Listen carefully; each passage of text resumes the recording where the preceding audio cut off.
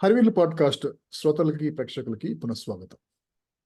ఈ ఎపిసోడ్లో నాతో పాటు గత ఎపిసోడ్ నుండి కంటిన్యూ చేస్తున్నాం.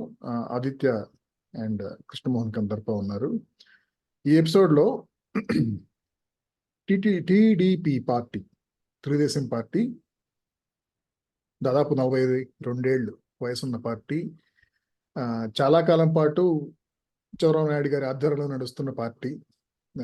ఆయన ముఖ్యమంత్రి కాకముందు కూడాను ఆయన బ్యాక్గ్రౌండ్ వర్క్ మొత్తం క్యాడర్ బిల్డింగ్ అంతాను ఆయనే చేశాడు. అది అందరికి తెలిసిన విషయమే. So what TDP stands for అంటే క్లుప్తంగా చెప్పాలంటే ఆన్సర్ అనేది ఏదైతే చెబుతామో అది 82లో ఒక రకంగా ఉండి 90లో ఒక రకంగా ఉండి ఇప్పుడు వేరే రకంగా ఉందని నా ఉద్దేశం పర్సనల్గా. కాబట్టి పార్టీ ఇంకా ఇంకొక 50 సంవత్సరాలు 42 సంవత్సరాలు బతికుండాలన్నా, అలాగే ఆ పార్టీ వల్ల ఈ రాష్ట్రానికి, తెలుగు ప్రజలకి మంచి జరగాలన్నా కూడాను పార్టీలో జరగాల్సిన మార్పులు ఏమన్నా ఉన్నాయా, లేకపోతే అంతా బాగానే ఉందా అనేది తెలుగుదేశం శ్రేయోభిలాషి, అలాగే 1982 నుంచి కూడాను టీడీపీలోనే పరోక్షంగా ప్రత్యక్షంగా పాల్గొంటున్న కందర్ప కృష్ణమోహన్ ఇప్పుడు మనతో ఉన్నారు. సో కృష్ణమోహన్, మొదటగా ఆ విషయం చెప్పు. నీ ఉద్దేశంలో పార్టీ నిర్మాణం కానీ, నాయకత్వం కానీ, పార్టీ విధానాలు కానీ 1982 నుంచి ఇప్పుడు దాకా స్థూలమైన మార్పులు ఏమైనా వచ్చినాయా, లేకపోతే రాలేదనుకుంటున్నావా? అలాగే ఇప్పుడు ఉన్న పరిస్థితి అంతా బాగానే ఉందా? అందరికీ నమస్తే. అయితే మొదటి నుంచి కూడా పార్టీని 82లో పెట్టినప్పటి నుంచి కూడా అలా దారినిపోయే వాళ్ళందరూ వచ్చి ఆయనతో పాటు జమ అయ్యి ఒక పర్పస్ కోసం పార్టీని అందరూ కలిసి నిర్మించుకున్న పార్టీ లాగా అనిపిస్తున్నారు తెలుగుదేశం పార్టీ. అంటే ఏదో ఇంకొక పార్టీలోంచి ఒక 10 మంది, ఆ పార్టీలోంచి ఒక 10 మంది వచ్చి చేరి కట్టుకున్న బిల్డింగ్ లాగా అనిపించదు తెలుగుదేశం పార్టీ. జనరల్ పబ్లిక్ నుంచి, సామాన్య జనం నుంచే ఎక్కువ మంది చేరారు. వారి శాతమే అందులో ఎక్కువ కనిపిస్తుంది. సో దానివల్ల ఏమైందంటే మొదటి నుంచి కూడా కార్యకర్తలది, క్యాడర్దే ఎక్కువ బలంగా కనిపిస్తూ ఉంటుంది. అలాగే వాళ్ళు ఇలా అన్ని వర్గాల ప్రజల నుంచి ఆ పార్టీలోకి వచ్చి చేరి ఉండడం వల్ల బాగా స్వతంత్ర భావాలు కలిగి ఉంటారు. క్యాడర్ కూడా ఇప్పుడు ఒకరు చెప్పారు అంటే ఇంకా వాళ్ళకి అలా భజన చేసుకుంటూ ఉండరు. ఆ క్యాడర్లోను, కార్యకర్తల్లోనూ, సానుభూతి పరుల్లోనూ కూడా నిజంగా ఏదైనా తప్పు జరిగితే వెంటనే ఖండించడానికి ఏమాత్రం వెనుకాడని పార్టీ, సానుభూతి పరులు కలిగి ఉన్న పార్టీ తెలుగుదేశం పార్టీ. మిగతా అన్ని పార్టీల్లోనూ అలా ఉండదు. ఏది వాళ్ళని ఎవరిని ఏమన్నా అందరూ ఒకేసారి మూకుమ్మడిగా వచ్చి మన మీద పడిపోతూ ఉంటారు, ద్వేషం చూపిస్తారు, ఎంతకైనా సమర్థించడానికి ఇంకా దిగజారిపోతూ ఉంటారు. తెలుగుదేశం పార్టీ ఒక్క దాంట్లోనూ అటువంటి పరిస్థితి ఇంతవరకు కూడా ఎప్పుడు లేదు. ఇంకా అది అలా కంటిన్యూ అవుతూనే ఉంది. కాబట్టే ఫీనిక్స్ పక్షి లాగా అంటారే, అలాగా మళ్ళీ ఒక కొన్ని రకరకాల కారణాల చేత పడినా మళ్ళీ లేస్తూనే ఉంటుంది. మళ్ళీ ప్రజల మధ్యకు వస్తూనే ఉంటుంది, ప్రజల మధ్యలోనే ఉంటూ ఉంటుంది. అయితే కార్యకర్తలు, సానుభూతి పరులు, ఈ క్రియాశీలక కార్యకర్తలు, ఇలా రకరకాలైన వాళ్ళు పార్టీకి సంబంధించి ఉంటారు కదా. వాళ్ళందరినీ కూడా సమానమైన దృష్టితో చూడగలిగేంత కాన్సన్ట్రేషన్ అధినాయకత్వం ఎప్పుడూ చేస్తూనే ఉందా అన్నది కొద్దిగా ప్రశ్నార్థం. కొన్ని విషయాలు యూనిక్ గా చెప్పుకోవాల్సి ఉన్నాయి. ఇప్పుడు పార్టీ సభ్యత్వం సంబంధించిన విషయాలు కానీ, తర్వాత ఇప్పుడు మొన్న ఒక డొనేషన్ లాగా ఎన్నికల ఖర్చు కోసం వసూలు చేశారు. దానికంటూ సెపరేట్ గా వెబ్సైట్ పెట్టి, దానికంటూ సెపరేట్ గా లెక్క చూపించుకోవడము, ఇదంతా చాలా సంస్థాగతంగా చాలా పద్ధతిగా ఉంటుంది.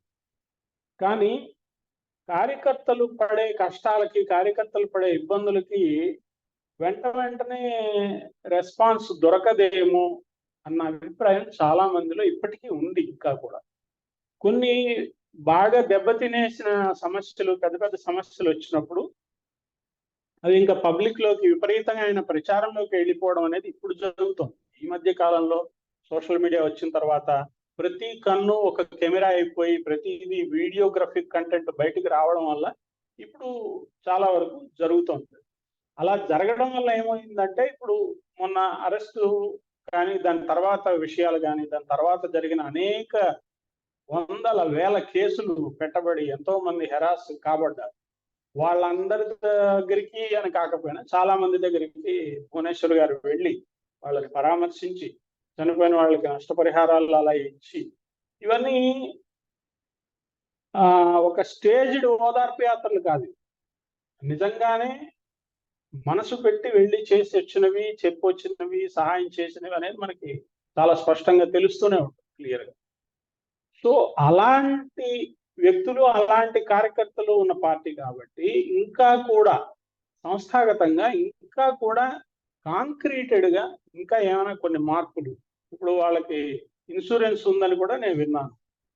అలాగే ఇంకా కూడా ఎలాంటి మార్పులు చేర్పులు చేసుకుంటే కార్యకర్తలకి ఇంకా దగ్గర కాగలం. ఎందుకంటే కార్యకర్తలకి దగ్గర కాగలం అంటే ఇప్పుడు దూరంగా ఉన్నామా అని ప్రశ్న రావచ్చు. చాలా మందికి అభిప్రాయం అయితే ఉంది. కార్యకర్తల్లో చాలా మందికి అభిప్రాయం అయితే ఉంది. ఎలాగా?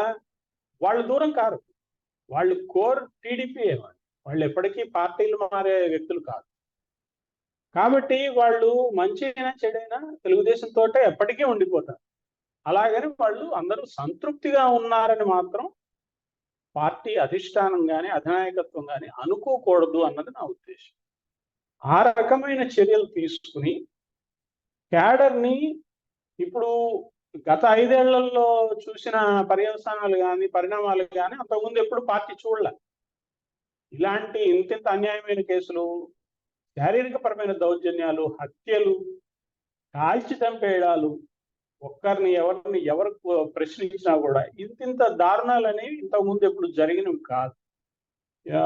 ఎప్పుడో కొన్ని అకేషనల్ గా జరిగేవి. ఇప్పుడు రాజీవ్ గాంధీ చనిపోగానే అంజన్ కుమార్ యాదవ్ అని ఉండేవాడు, ఇప్పుడు కూడా ఉన్నాడు అతను.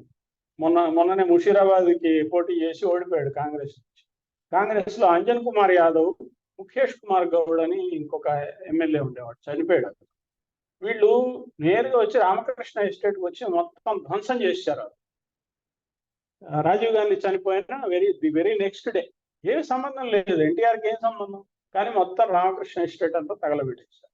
ఇలాగా అకేషనల్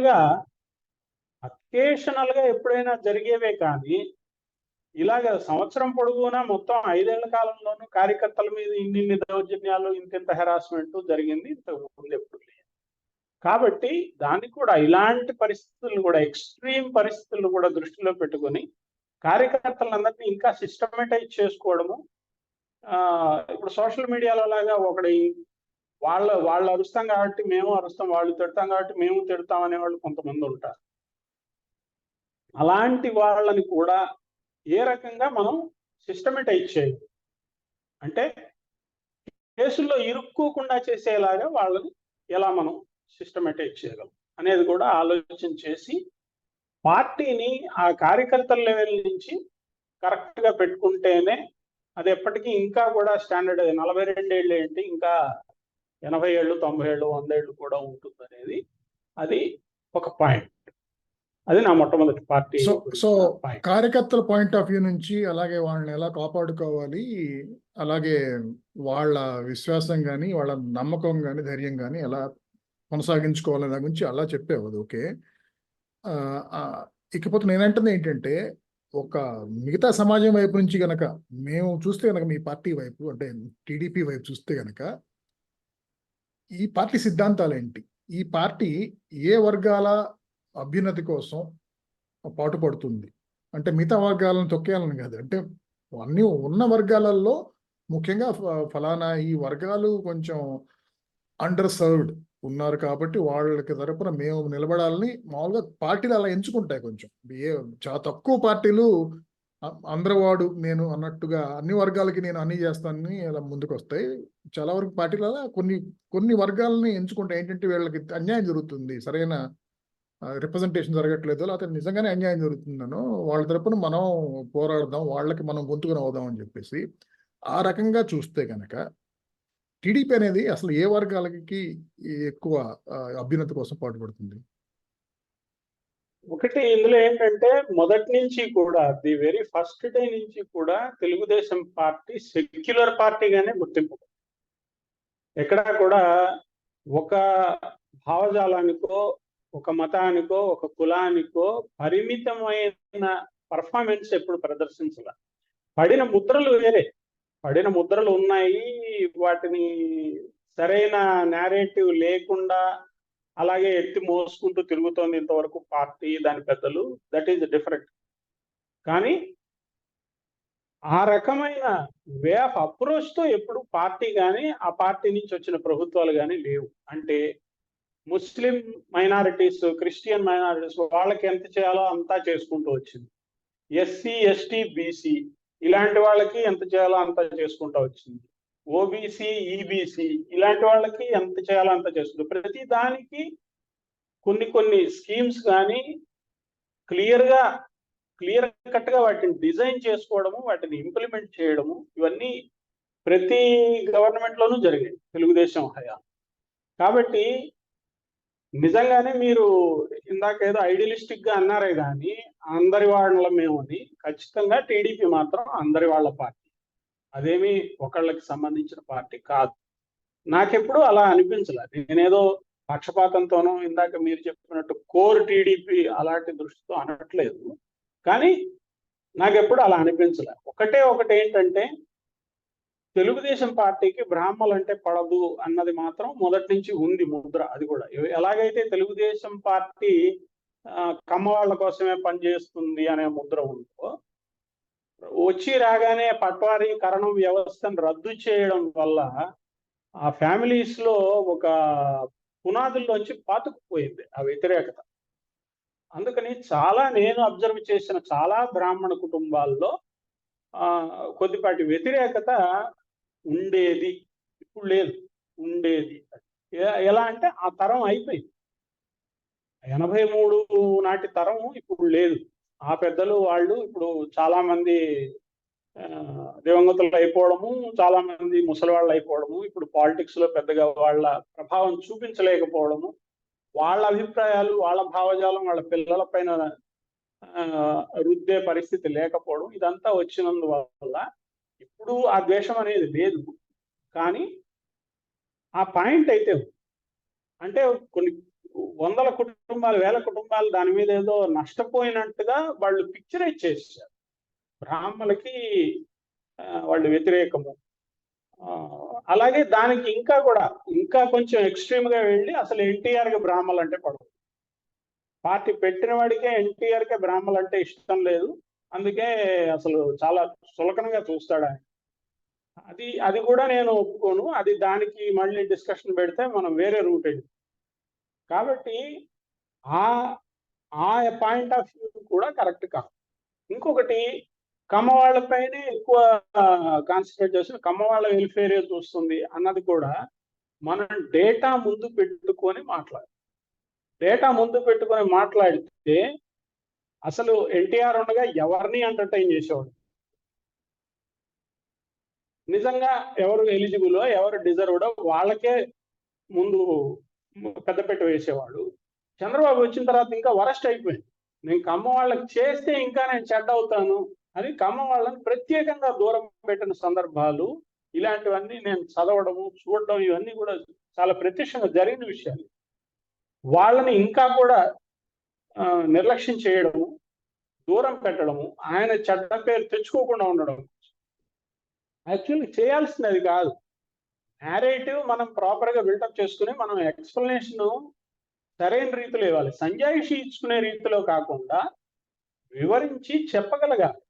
ఇది కాదు, ఇది డేటా, ఇది కాదు, ఇలా చేయలేదు, ఇది చేసింది అని స్పష్టంగా డేటాతో సమాధానం చెప్పుకునేటట్టుగా ఉండాలి. కానీ ఆయన ఎప్పుడు మొహం చాటేసేసుకుని దేనికి అసలు రెస్పాన్స్ అవ్వకుండా ఆ ముద్ర ఇప్పుడు ఆ వెన్నుపోటు ముద్ర ఎలా వేసుకొని యేసుక్రీస్తు సెలవు మోసినట్టు మోసుకుంటూ తిరుగుతున్నాడు ఇన్నాళ్ళ నుంచి, ఈ ముద్ర కూడా అలాగే మోసుకుంటూ తిరుగుతుంది.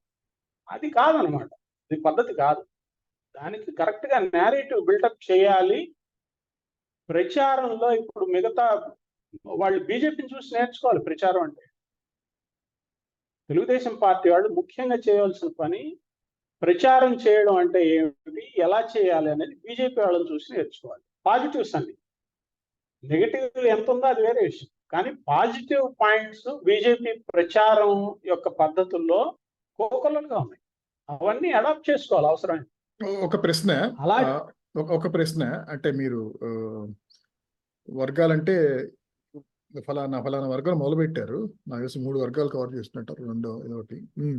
కానీ మీరు చెప్పబోయే ముందు ఇంకొక దాంట్లోని ఫాలోఅప్ ప్రశ్న ఏంటంటే నాది, ఇప్పుడు కాంగ్రెస్ టైం నుంచి కూడాను మొదలు పెడితే ఇప్పుడు ఇంక జగన్ ఇంక దాన్ని బాగా నేరోగా ఫోకస్ అయ్యేది, దాన్ని బాగా యాంప్లిఫై చేసి చెబుతుంది ఏంటంటే టీడీపీ అనేది పెత్తందారుల పార్టీ, మేము పేదల పార్టీ.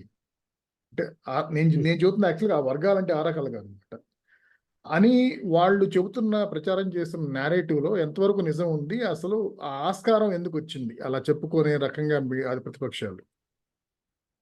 ఇప్పుడు పెత్తందారులు పేదలు, ఆయన ఎంత పేదవాడో మనందరికీ తెలుసు.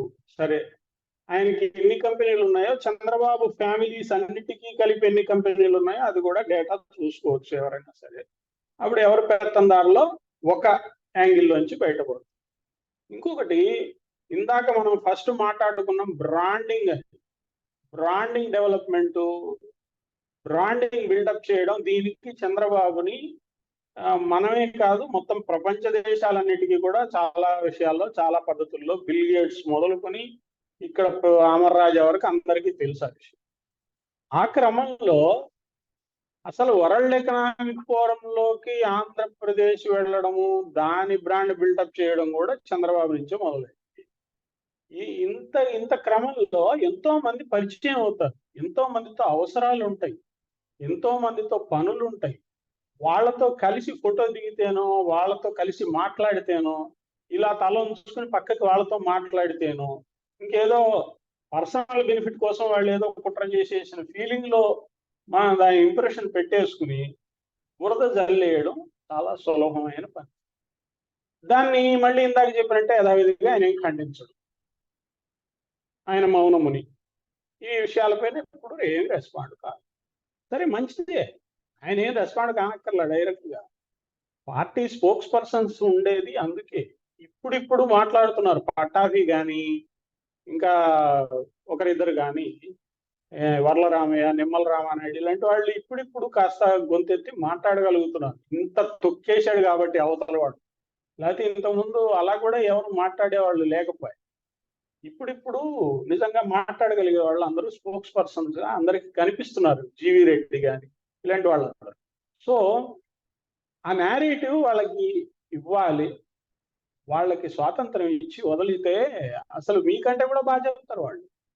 మీరు ఏం చెప్పదలుచుకున్నారో దానికంటే కూడా ఎఫెక్టివ్ గా, ట్రూత్ఫుల్ గా, వర్తిఫుల్ గా వాళ్ళు చెప్తారు. అది మార్చుకుంటే సరిపోతుంది. కాబట్టి ఇలా పెత్తందారి అంటే, ఇప్పుడు సింగపూర్ కన్సార్షియం పిలిచాడంటే ఇంకా అక్కడ ఏదో సింగపూర్ లో హోటల్ కట్టేసుకున్నాడు అని కూడా చెప్పారు అప్పుడు. ఇవన్నీ కూడా ఈ నేరేటివ్స్ ని ఖండించడంతో ఇవన్నీ పోతాయి, ముద్రలన్నీ పోగొట్టుకోవాల్సిన అవసరం.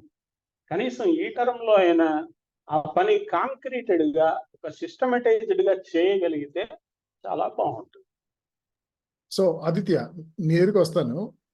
మీరు ఈ బ్రాండింగ్ వినే ఉంటారు, అంటే కాంగ్రెస్ టైం నుంచి టీడీపీ గురించి చేస్తున్న బ్రాండింగ్, ముఖ్యంగా చంద్రబాబు నాయుడు గురించి ఏంటంటే, ఈయన ఎప్పుడూను బడా బాబులు, సూట్ కేసుల బాబులు, వరల్డ్ బ్యాంకు ఇలాంటి వాళ్ళ కోసమే పనిచేస్తాడు తప్పితే అణగారిన వర్గాల దగ్గరికి తీసుకుని వాళ్ళ ముక్కున్న చీమిడి తుడిచి వాళ్ళ తల నిమిరి ఇలాంటి పనులు చేయడు, ఫోటోలు తీయించుకోడు అని చెప్పేసి.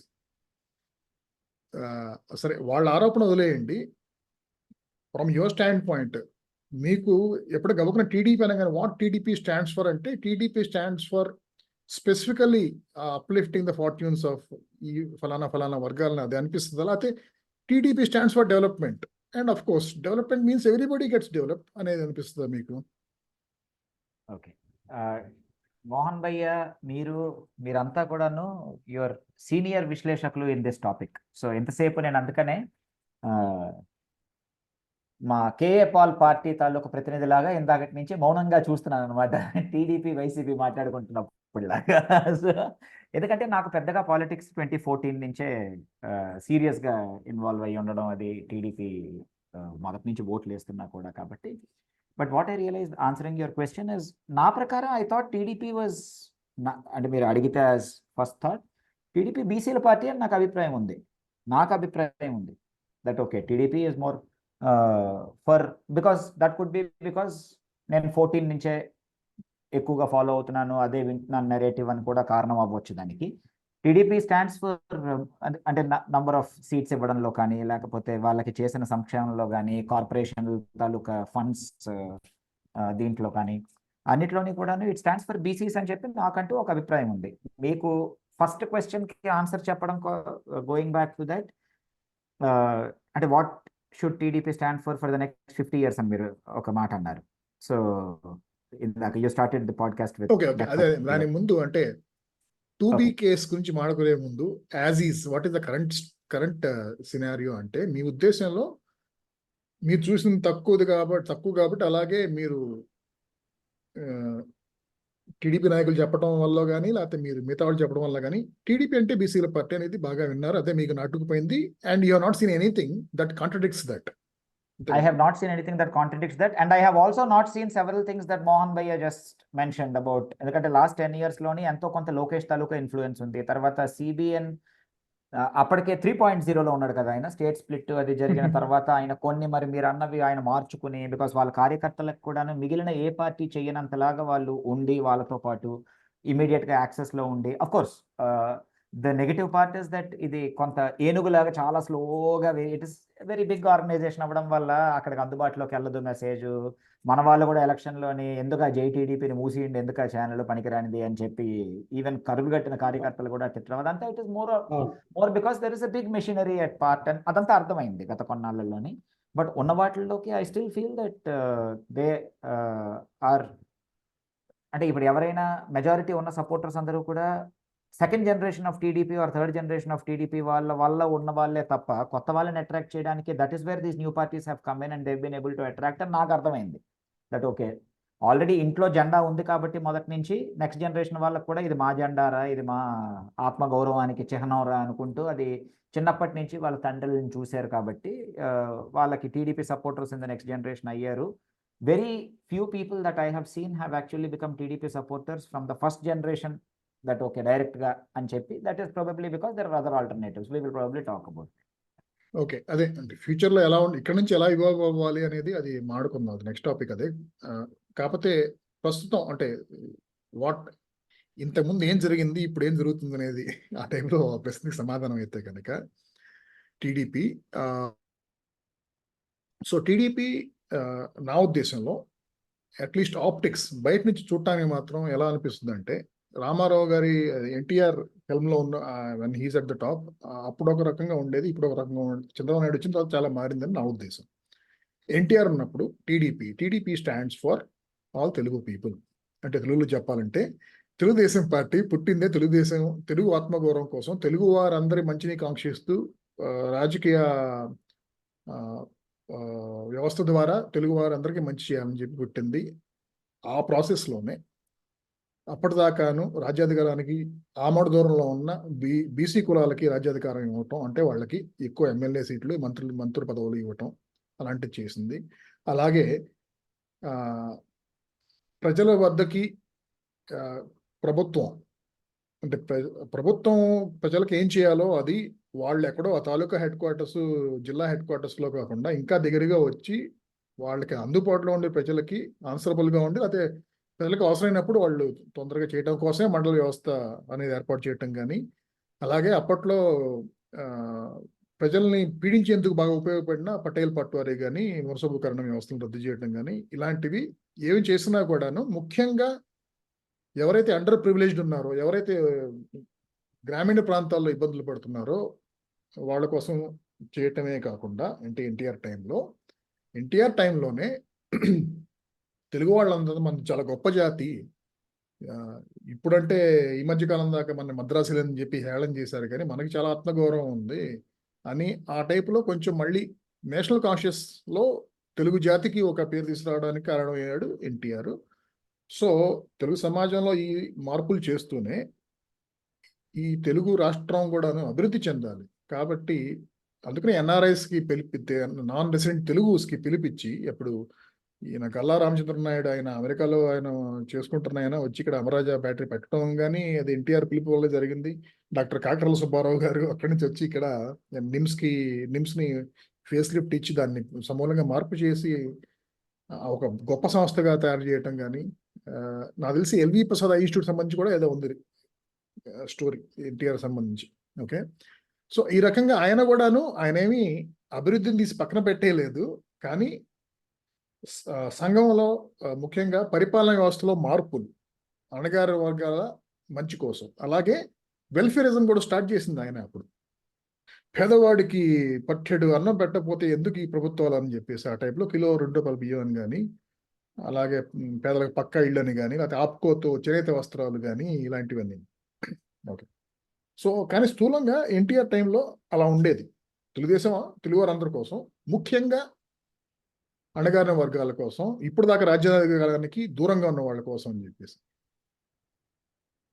చంద్రబాబు నాయుడు వచ్చిన తర్వాత ఆయన పూర్తిగా వాళ్ళని విస్మరించి మిగతా వర్గాల కోసం పనిచేశాడని కాదు, కానీ ఆప్టిక్స్ మాత్రం చూస్తే ఎలా అనిపిస్తుంది అంటే చంద్రబాబు నాయుడు ఆయన సిద్ధాంతం ఏంటంటే సమాజం మొత్తం బాగుపడాలి, ముఖ్యంగా అణగారిన వర్గాలు కూడాను బాగుపడాలంటే దానికి ఒకే ఒక మార్గం, ఆర్థికంగా అభివృద్ధి చెందితే కనుక. అభివృద్ధి చెందడమే మార్గం.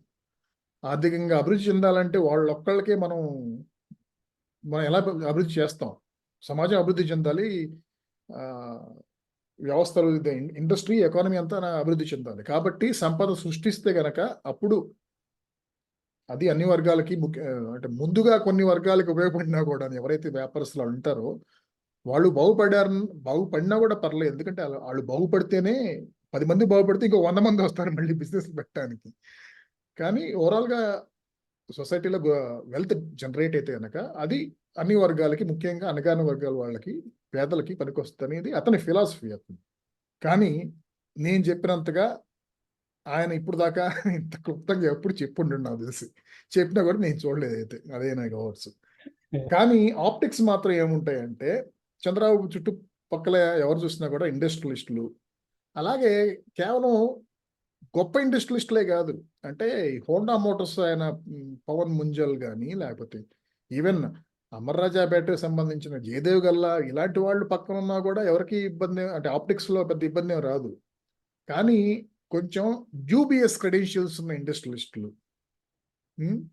పవర్ బ్రోకర్స్, అంటే వాళ్ళు స్వతహాగా ఇండస్ట్రియలిస్టులు కాదు, కానీ వాళ్ళు ఎవరి ద్వారానో ఇండస్ట్రీస్ తీసుకొస్తారు కాబట్టి వాళ్ళు కొంచెం ఏదో చేస్తున్నాం మనం, వాళ్ళ అవసరం తీసుకుంటున్నాం అనే టైపు వాళ్ళు కొంతమంది.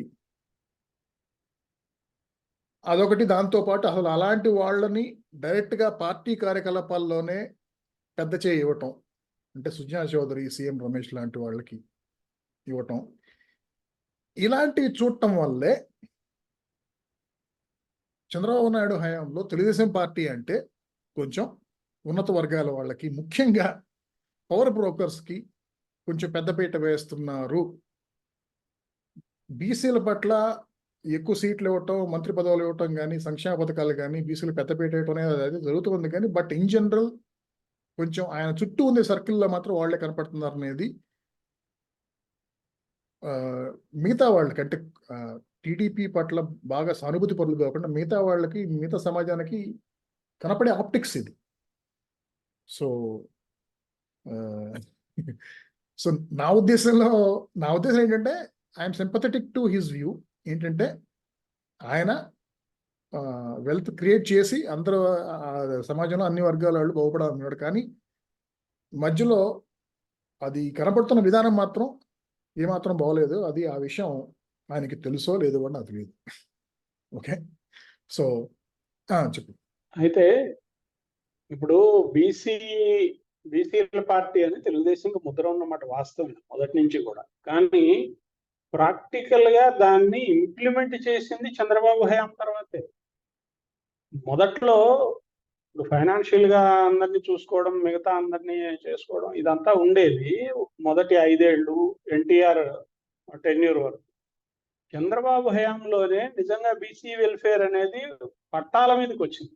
అలాగే ఇప్పుడు ఎన్టీఆర్ యొక్క టార్గెట్ ఏంటి? బీసీలకి అధికారం అంటే వాళ్ళని అప్లిఫ్ట్ చేయడం అంటే ఏంటంటే వాళ్ళల్లో ఉన్న న్యూనతాభావాన్ని తగ్గించడం. అది దాన్ని ఎలా తీయాలి? వాళ్ళకి అధికారం అనేది ఇస్తే జరుగుతుంది.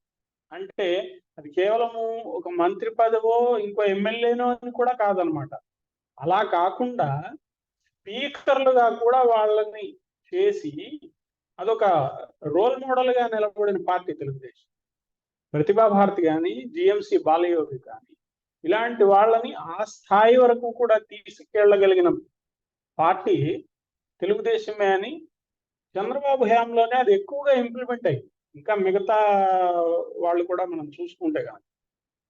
ఇంకోటి ఏంటంటే మీరు ఇప్పుడు ఇంత చెప్పిన తర్వాత నాకు గుర్తుకొచ్చిన విషయం ఇంకోటి కూడా ఏంటంటే, ఎన్టీఆర్ ఉన్నప్పుడు కూడా మైనారిటీ అపీజ్మెంట్ అనేది ఉండేది. అపీజ్మెంట్ అంటే వేరే అన్డ్యూ బెనిఫిట్స్ అని కాదు, వాళ్ళతో కలిసి తిరగడం, కలిసి కూర్చోవడము, ఇవన్నీ అప్పుడప్పుడే స్టార్ట్ అయినవే. కానీ చంద్రబాబు హయాంలో వాటిని ఇంకా ఫుల్ ఫ్లెడ్జ్డ్ గా చేశారు.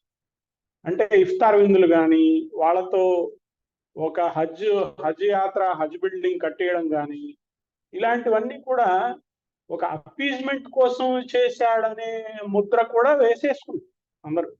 కానీ యాక్చువల్ గా అది ఈక్వాలిటీ బిల్టప్ చేసే క్రమంలోనే చేశాడే కానీ ఒక ఏదో ఇంకొక అన్డ్యూ ఫేవర్ వాళ్ళ నుంచి పొందడానికి అన్నట్టు ఎప్పుడు లేదు. అందుకే ఇప్పుడు మీకు బీజేపీతో కలిసినా కూడా మైనారిటీ ఓటర్స్ అందరూ తెలుగుదేశానికి ఎందుకు వేయగలుగుతారు అంటే దే విల్ ఫీల్ సెక్యూర్.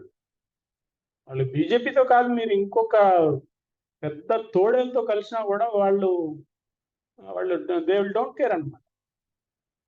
ఖచ్చితంగా తెలుగుదేశం అంటే మన పట్ల నిలబడుతుంది, మన వైపే నిలబడుతుంది. ఒక ఆయన ఎవరు, షరీఫా ఎవరు, శాసనమండలి చైర్మన్ గా కూడా చేశాడు.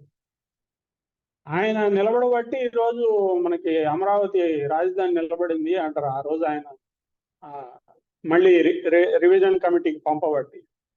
అలాంటి పొజిషన్స్ తో కూడా వాళ్ళని ఎదిగేలాగా చేసి మైనారిటీ నాయకుల్ని, ముస్లిము క్రిస్టియన్ నాయకులు కూడా, జేఆర్ పుష్పరాజ్ అని క్రిస్టియన్ మినిస్టర్ ఉండేవాడు, ఆయన స్పోర్ట్స్ మినిస్టర్ గా చేశాడు. ఆయన్ని ఎంత ఎదిగేలా చేశారంట. అలాంటి వాళ్ళని కూడా ఇదంతా కూడా ప్రాక్టికల్ గా జరిగింది. కాకపోతే ఇప్పుడు ఆదిత్య చెప్పినట్టుగా ఈ ఫస్ట్ జనరేషన్ ఎవరైతే పార్టీని చూస్తున్నారో వాళ్ళకి ఈ విషయాలు ఏం తెలియదు, పాత జరిగిన విషయాలు ఏం తెలియవు. ఒకసారి వెనక్కి వెళ్ళి చూసుకునే లక్షణం ఏమి ఇప్పుడు లేదు. అది ఆ లక్షణం లేదు అనే దానికంటే పార్టీ దానికి తగిన కృషి చేయడం లేదు అని గట్టిగా చెప్పాలి. పార్టీని చెప్పుకోవాలి. పార్టీ దానికి సంబంధించిన ఇప్పుడు ఊరికే ప్రతి సంవత్సరం మహానాడు చేసుకుంటే అది కాదు. మహానాడు చేసుకునే పర్పస్ అది. ఒకసారి పాత మహానాడు సంచికలు తీసి చూడండి, ఎంత మ్యాటర్ ఉంటుందంటే అందులో. Even including first Mahanadu of 83లో ఫస్ట్ మహానాడు నుంచి కూడా ఆ సంచికలు కానీ, ఆ ఇన్ఫర్మేషన్ కానీ అసలు మైండ్ బాగ్లింగ్, బ్రహ్మాండం ఉండేది. అది రాను అసలు పడిపోయింది, ఆ క్వాలిటీ పడిపోయింది. మహానాడు నడిపే క్వాలిటీ పడిపోయింది. ఊరికే ఒకళ్ళనొకళ్ళు భజన చేసుకోవడంతోనే దానికి లిమిట్ అయిపోయింది. అట్లా కాదు. నిజంగా ఇప్పుడు గత 5 ఏళ్లలో ఏం చేసాం, అంతకు ముందు నుంచి అసలు ఫస్ట్ నుంచి ఏం చేసాం, డేటా అనేది ఇంపార్టెంట్. మనుషులకి, ప్రజలకి, ఓటర్లకి ఎప్పుడు కూడా డేటా కనిపించినంత బాగా ఇంకేం కనపడదు. డేటా మీరు ఎప్పుడైతే ప్రొవైడ్ చేయలేకపోతారో, దాన్ని ఎప్పుడైతే మీరు ఇంజెక్ట్ చేయలేకపోతారో, ఆటోమేటిక్ గా అవతల వాడు ఏం చెప్తే దాన్ని నమ్మేస్తారు. ఓకే, సో ఇప్పుడు ఇప్పుడు మనం ఎదురుగా మీరు రికమెండేషన్ చెబుతున్నారు కాబట్టి దానికి వెళ్ళిపోదాం. అంటే ఆఖరి టాపిక్ ఏంటంటే ఇక నుంచి టీడీపీ పార్టీ పరంగా కార్యకర్తల పట్ల కానీ ప్రజల పట్ల కానీ ప్రజల దృష్టిలో పడేట్టు కానీ ఈ నిజాయితీగా చేయాల్సిన పనులు ఏమిటి అనేది మంచి తనలో ప్రస్తుతం పార్టీలో ఉన్న మంచి ఏదైతే ఉందో మంచి గుణాలు ఏవైతే ఉన్నాయో వాటిని రిటైన్ చేసుకుంటా, అలాగే గతంలో జరిగిన తప్పిదాలు ముఖ్యంగా కమ్యూనికేషన్ విషయంలో కానీ ప్రజలకి ఉన్న విషయాలు చెప్పటం, ప్రజల మనస్తత్వాన్ని అర్థం చేసుకుని తాము చేద్దాం అనుకున్న తమ సిద్ధాంతాలు చెప్పడం, తాము చేద్దాం అనుకున్న మంచి పనులు వివరించి చెప్పడం అనేది ఏవైతే తప్పిదాలు జరిగినాయో గతంలో అలాంటి రిపీట్ కాకుండా ఈ వచ్చే 5 ఏళ్లలో ముఖ్యంగా అధికారంలో ఉన్నారు కాబట్టి పూర్తిగా అధికారం మీద దృష్టి పెట్టకుండా పార్టీ పరంగా కూడా ఏం చేయాలి అనేది మీ సలహాలు ఏంటి? ఒకటి డేటా అంటే ఇన్ ద సెన్స్ ఏంటంటే, మొన్న నేను ఈ ఉదాహరణ కూడా చెప్పదలుచుకున్నాను. మొన్న ఒక కడప జిల్లా నుంచి ఒక స్నేహితుడు ఒక పుస్తకం రాయదలుచుకున్నాడు, పుస్తకం రాసుకున్నాడు. ఏమిటి అంటే, వైఎస్ కుటుంబానికి అతను ఒక డిఓటి, కుటుంబానికి డిఓటి. కాబట్టి వాళ్ళని సమర్థించుకుంటూ ఏం రాయగలము అనేది తను మోటోగా పెట్టుకున్నాడు. అలాంటి డేటా అంతా సంపాదించాడు. నేను నా అప్రోచ్ చూసి నన్ను తను ప్రశ్న వేశాడు, దీనికి ఆపోజిట్ గా మీ దగ్గర ఏముంది, మీరు ఏం చెప్పుకోగలరు మీ గురించి? అంటే పర్టికులర్లీ తీసుకుంటే కూడా కడప జిల్లా గురించి అసలు తెలుగుదేశం ప్రభుత్వం ఏం చేసింది? ఈ రకమైన ప్రశ్నలు వేసినప్పుడు నేను ఇప్పుడు ట్విట్టర్లో ఉండే ఒకరిద్దరిని కూడా నేను అప్రోచ్ అయ్యాను. వాళ్ళ దగ్గర నుంచి ఏదో డేటా దొరికింది తీసుకున్నాను. నేను ప్రత్యక్షంగా ఇంటర్నెట్లో దూరి వెతికితే నాకు కనిపించిన డేటా దాదాపుగా శూన్యం. 83 నుంచి ఇప్పటి వరకు జరిగిన వెల్ఫేర్ కానీ, శాంక్షన్స్ కానీ, అలొకేటెడ్ ఫండ్స్ కానీ వీటన్నిటి గురించి ఆంధ్రప్రదేశ్ గవర్నమెంట్ వెబ్సైట్స్ లో, అసెంబ్లీ వెబ్సైట్స్ లో, బడ్జెట్ స్పీచెస్ లో కూడా ఉన్నాయి. అక్కడ కూడా డేటా కనపడింది. కానీ I don't think so party దగ్గర ఆ డేటా ఉంటుంది. ఉన్నా కూడా ఏ మూల దుమ్ము కొట్టుకుపోయిందో మరి నాకు తెలియదు. ఎందుకంటున్నానంటే ఇలాగా ఇంత రూడ్గా వాళ్ళు ప్రచారం చేసుకోవట్లేదు. ఇప్పుడు మొదటి నుంచి కూడా మీరు అన్నారే, అప్పుడు ఇలా కనబడేది, ఇప్పుడు ఇలా కనిపిస్తోంది. ఈ కనబడడం కాకుండా యాక్చువల్గా జరిగింది ఏంటనేది డేటాలో ఉంటుంది కదా. అలాంటి డేటా మీరు ఎవ్రీ ఇయర్ జరిగే మహానాడులో ఎందుకు ప్రొజెక్ట్ చేసుకోరు? ఎందుకు దాన్ని పూర్తిగా అందరికీ అందేలాగా పంచిపెట్టరు? అప్పటి సమాజంలో ఉన్న పరిస్థితులు ఇవి, అప్పుడు మేము ఇలా చేశాము, ఇలా అభివృద్ధి చేసుకుంటూ వచ్చాము, సొసైటీలో ఇన్ని మార్పులు వచ్చాయి, తర్వాత గవర్నమెంట్ లో ఇలా అయింది. అంతెందుకు, ఇప్పుడు కార్పొరేట్ కంపెనీస్ లో లాగా టీడీపీ వెబ్సైట్ లో డౌన్లోడబుల్ ఫైల్స్ పెట్టుకోవచ్చు కదా, frequently ask questions, fact sheets లాంటి లాగా. ఈ జిల్లాకి, కడప జిల్లాకి ఏమి చేశారు, ఏం చేసింది ఇప్పుడు దాకా తెలుగుదేశం అంటే ఈ ఫైల్ డౌన్లోడ్ చేసి చదువుకోండి, మీరు చదవండి, మీరు 10 మంది చదివించండి అని చెప్పేసి ఇలాంటివి. అలాగా మీరు అన్నట్టు వెబ్సైట్ లోనే ఇయర్ వైజ్ డేటా కనిపించేటట్టుగా, విజిబిలిటీ ఉండేటట్టుగా, డౌన్లోడబుల్ గా పెట్టి సప్లై చేస్తే విషయాలు కనీసం చదవాలనుకున్న ఇంట్రెస్ట్ ఉన్న వాళ్ళైనా చదువుతారు. అలాగే ఆ ఇంట్రెస్ట్ ఉన్న వాళ్ళు వాళ్ళ చుట్టూ వాళ్ళకి ప్రచారం కూడా చేస్తారు. వాళ్ళు వెంటనే చెప్పాలనుకున్నది, వెంటనే కౌంటర్ చేయాలనుకున్నది కూడా చేయగలుగుతారు. ఎలా ప్రతి 5 ఏళ్లకు ఒకసారి మేనిఫెస్టో ఎలా పెడుతున్నారు? వెబ్సైట్ లో మేనిఫెస్టో పెడుతున్నారు కదా. అలాగా మీరు చేసుకున్న పనులు ఎందుకు చెప్పుకోకూడదు? ప్రాపర్ వే అది ఒకటి ఖచ్చితంగా ఈసారైనా చెయ్యాలి. ఈసారైనా అది ఖచ్చితంగా ఫుల్ ఫ్లెడ్జ్డ్ గా చేయాలి. హాఫ్ బేక్డ్ గా కాకుండా ఫుల్ ఫ్లెడ్జ్డ్ గా చేయాలి. వాళ్ళకి మనకంటే వాళ్ళకి ఇన్ఫర్మేషన్ సోర్స్ ఎక్కువ ఉంటుంది, వాళ్ళకి దొరికే అవకాశము ఎక్కువ.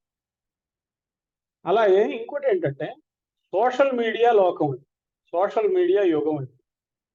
దీన్ని ప్రాపర్ గా మేనేజ్ చేస్తున్నారని మనలో ఎవ్వరికీ సదభిప్రాయం లేదు పార్టీ గురించి. ఏమిటో చాలా వేగ్ గా ఉంటాయి ఈ విషయాలు.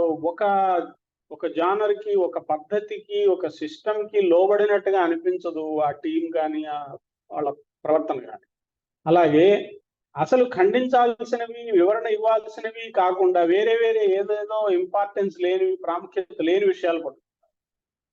నాగేశ్వరు, జేపీ ఇలాంటి వాళ్ళు అడ్డదిడ్డంగా మాట్లాడినప్పుడు, ఉండవల్లి ఇలాంటి వాళ్ళు మాట్లాడినప్పుడు, ఉండవల్లి అరుణ్ కుమార్ మాట్లాడితే రమేష్ కందులు గారు కూడా అంత డీటెయిల్డ్ ఎక్స్ప్లెనేషన్ ఇచ్చి ఎక్కడికక్కడ కత్తిరించి అవతల పారేసినప్పుడు తెలుగుదేశం పార్టీ నుంచి ఎందుకు అంత పర్ఫెక్ట్ గా రావు ఆన్సర్స్?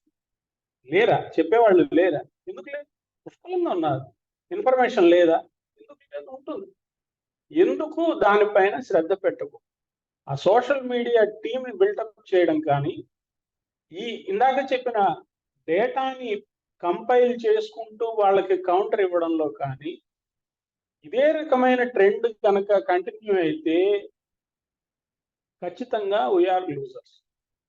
అది ప్రాపర్ వే కాదు, అది సరైన పద్ధతి కాదు. ఖచ్చితంగా దాన్ని కూడా సీరియస్ గా దాని మీద కూడా ప్రాపర్ చర్యలు తీసుకోవాలి. ఇంకొకటి,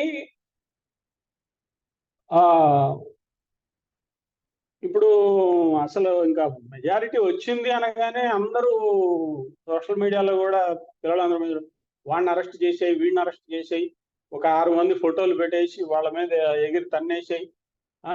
ఇంకా నిన్నైతే ఎన్టీఆర్ హెల్త్ సైన్సెస్కి వెళ్ళి ఆ వైఎస్ఆర్ బ్యానర్ అంతా కొట్టేసి కాలుతో తన్ని, వైఎస్ఆర్ పేరు మీద ఉన్న హెల్త్ సైన్సెస్ నేమ్ బోర్డ్ని కాలుతో తన్ని తీయడం, అది అలాంటివి ఎందుకు చేస్తారు? అసలు పార్టీ సానుభూతి పరులు కానీ అలా కాదు కదా చేయాల్సి. పద్ధతిగా ఏం చేయాలో అది మాత్రం చేయాలి ఖచ్చితంగా. ఇప్పుడు ఏదో రెడ్ బుక్ అన్నారు, ఆ ప్రాపర్ గా డేటా ప్రకారం వాళ్ళని ఎవరిని ఏ రకంగా ఏ సెక్షన్స్ కి వాళ్ళు వస్తారు కరెక్ట్ గా తీసుకుంటూ, టైం టేకింగ్ ప్రాసెస్ అయినా సరే హర్రీ వర్రీగా వెళ్లకుండా పొన్నమూలు సుధాకర్ రెడ్డి లాంటి వాళ్ళలాగా తయారు కాకుండా ప్రాపర్ వేలో వాళ్ళని ట్రీట్ చేయాల్సిన అవసరం ఉంటుంది. దీనికి కావాలంటే వాళ్ళు రేవంత్ రెడ్డి దగ్గర సలహాలు తీసుకోవచ్చు. చక్కగా నిదానంగా చాప కింద నీరులాగా వెనకాల చేసుకుంటూ వెళ్తున్నాడు, ఎప్పుడో అందరి మీద పడుతుంది. అలాగా ఈ వెంజ్ఫుల్ అట్మాస్ఫియర్ అని కాదు నేను అనేది, కానీ ఎవరిని వదలడానికి అయితే వీల్లేదుగా. ప్రాపర్ గా డేటా కంపిలేషన్ ఉంటే వాళ్ళపైన మనం మళ్ళీ ప్రాపర్ గానే చర్యలు తీసుకోవడానికి కూడా అవకాశం ఉంది. ఇప్పుడు నేను ఈ స్కిల్ డెవలప్మెంట్ కేసు స్టార్ట్ అయినప్పటి నుంచి కూడా ఈ డేటా విషయంలో పర్ఫెక్ట్ గా పార్టీ నుంచి రెస్పాండ్ అయిన వాళ్ళు నాకు కనబడింది ఒక వ్యక్తి పట్టాలి. ఆయన ఒక్కరే ప్రతిసారి ఆయన ప్రెస్ మీట్ పెట్టినప్పుడు కానీ ఇప్పుడు ఎన్నో కేసులు పెట్టేశారు కదా, ఆయన మీద 5-6 కేసులు పెట్టారు, స్కిల్ డెవలప్మెంట్ అని ఇంకోటి. ప్రతి కేసు గురించి ఆయన దగ్గర ఫైబర్ నెట్ కానీ, ఇన్నర్ రింగ్ రోడ్ కానీ, ప్రతి కేసు గురించి ఆయన దగ్గర ఒక డేటా పూల్, దాని గురించి ఆయన ఎక్స్ప్లెయిన్ చేస్తూ వివరించి ప్రెస్ మీట్లు పెట్టేవారు. అలాంటివి ఇంకా చాలా పెరగాలి. ఇప్పుడు అది నేరుగా అధినేత పైన పెట్టిన కేసులు కాబట్టే అంత ఎక్స్ప్లెనేషన్ ఇచ్చుకున్నారా, అంత వివరణ ఇచ్చుకున్నారా అన్న ఇంప్రెషన్ కాకుండా చేసే ప్రతి ఆరోపణని తిప్పికొట్టగలగాలి. అలా దానికి ఎవరో ఒక వ్యక్తి సరిపోడు కదా, ఒక పట్టాభో, ఒక జీవీ రెడ్డో ఒకళ్ళే సరిపోదు. దానికి గాను కనీసం పెద్ద ఎత్తుగా ఒక టీం తయారు చేయాలి. ఫలానా సబ్జెక్ట్కి వీళ్ళు మాట్లాడాలి, ఫలానా సబ్జెక్ట్కి వీళ్ళు మాట్లాడాలని ఇంటర్నల్ గా ఒక చెక్స్ అండ్ బ్యాలెన్సెస్ పెట్టుకోవాలి. ఆ డేటాని డివైడ్ చేసుకోవాలి, డెలిగేట్ చేసుకోవాలి. కనీసం ఒక 100 మందిని అలాంటి వాళ్ళని తయారు చేసుకోవాలి. ఉన్నారు పార్టీలో, లేకేం లేదు. అసలు ఈ సోషల్ మీడియాలో ఊరికే రెచ్చిపోయి తిరిగే వాళ్ళు కూడా చాలా మంది ఉన్నారు. అలాంటి వాళ్ళు ఐడెంటిఫై చేయాలి. అలాంటి వాళ్ళు ఇప్పుడు ఆ మధ్యలో లోకేష్ కొంతమందిని తను కూడా మళ్ళీ మ్యూచువల్ ఫాలో అయ్యి వాళ్ళలో కాస్త ఉత్సాహం నింపి ఇలాంటివి చేశారు అప్పట్లో. అలా చేయడంలో, అలాగే మమ్మల్ని కలిశారు ఒక కొన్ని బృందాలను కూడా పిలిపించుకొని కలిసి మాట్లాడి తన వే ఆఫ్ అప్రోచ్ ఏంటి, మా వ్యూస్ ఏంటి కనుక్కొని నిదానంగా ఇలాంటివి ఇంకా రెగ్యులర్ గా జరగాలి. మనకి పవర్ వచ్చింది కదా, అధికారం వచ్చింది కదా, మన బాధ్యతలు పెరిగిపోయాయి కదా అని వీటిని నిర్లక్ష్యం చేయడం అనేది మళ్ళీ పునరావృతం కాకూడదు. ఇది ఇంతకుముందు జరిగిందే. అప్పుడు ఏంటి, కంప్లీట్ గా మొత్తం ఆయనే చూసుకోవాల్సి వచ్చేది. నిర్లక్ష్యం జరిగిందో, టైమే లేదో దేవుడి గారు. కానీ ఇప్పుడు అలా మళ్ళీ జరగడానికి వీల్లేదు.